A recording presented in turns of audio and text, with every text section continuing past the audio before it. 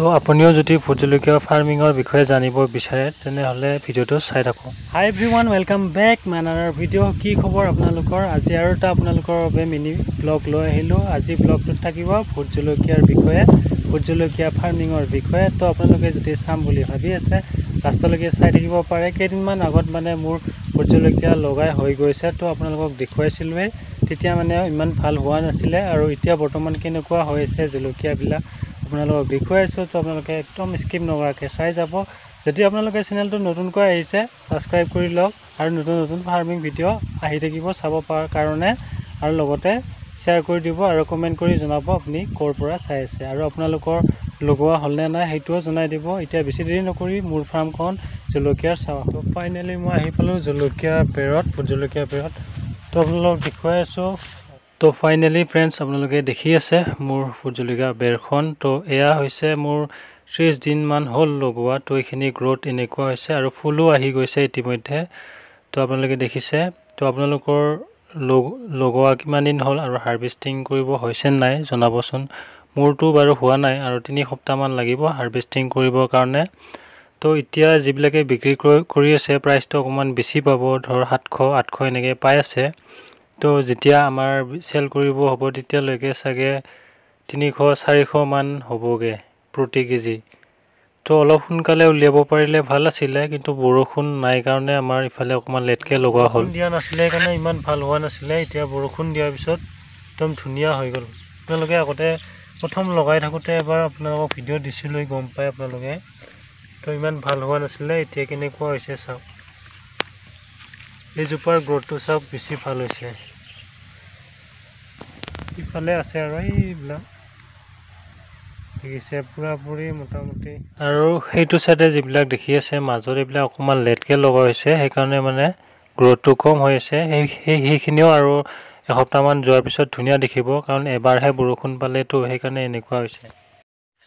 আৰু এইবিলাক মানে জৈৱিক পদ্ধতিত কৰা হৈছেতো, অকল গোবৰ আৰু কেঁচুসাৰ আৰু ছাই দি কৰা হৈছে। সেইকাৰণে মানে অকণমান গ্ৰ'থটো লওঁতে দেৰি হয়, ৰাসায়নিক কোনো ধৰণৰ দিয়া হোৱা নাই যে।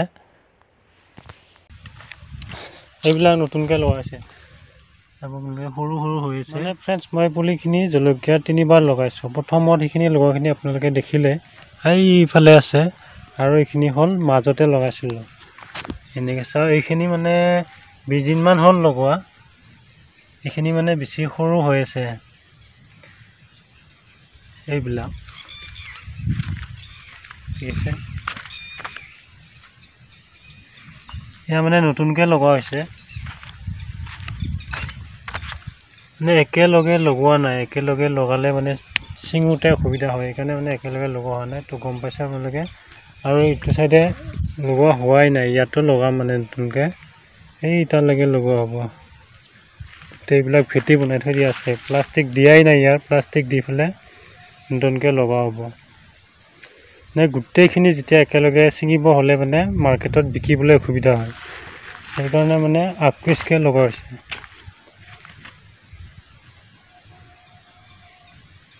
আৰু ওচৰতে এইখন মানে কল বাগিচাও আছে, মানে চাব পাৰে এনেই।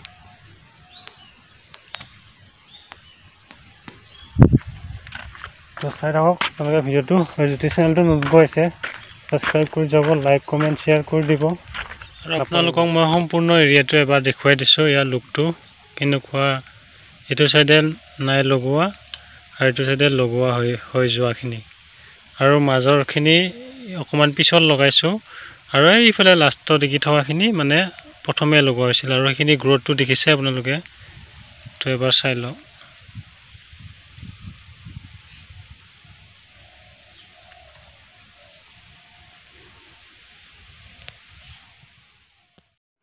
আৰু ফ্ৰেণ্ডছ, মই এতিয়া যিখিনি নেকি প্লাষ্টিক দিয়া হোৱা নাই সেইখিনিত লগামহে আৰু এসপ্তাহমান পিছত, কাৰণ একেলগে নলগোৱাৰ কাৰণ এটাই, মানে নন ষ্টক জলকীয়াটো আপুনি বিকি থাকিব পাৰিব যদি আগপিছকৈ লগায়। মানে একেলগে লগালে আপোনাৰ একেলগে ওলাব, গোটেইখিনি একেলগে ছিঙিব লাগিব, একেলগে বিকিব লাগিব।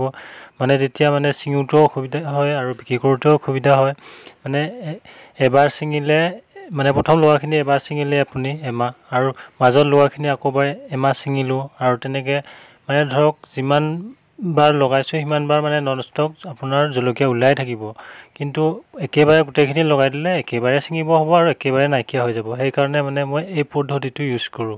তো আপোনালোকেও এনেকৈ কৰিব পাৰে। আৰু নন ষ্টপ মানে মাৰ্কেটত আপোনাৰ দাম থাকিলেও আপোনাৰ জলকীয়া বিক্ৰী হৈ থাকিব আৰু কম দাম থকা সময়তো থাকিব। মানে আপোনাৰ যিবিলাক নেকি হ'লচেল ৰেটত দিয়া হয় কাষ্টমাৰবিলাক আপোনাৰ নন ষ্টপ থাকি থাকিব। আৰু মই জলকীয়াখিনি সম্পূৰ্ণ অৰ্গেনিক কৰিছোঁ। আৰু অৰ্গেনিক কৰোঁতে অকণমান গ্ৰ'থটো লওঁতে দেৰি হয়। যদি মাটিখিনি উৰ্বৰতা বা সাৰ কম থাকে তেতিয়া মানে অকণমান গ্ৰ'থটো দেৰি হয়।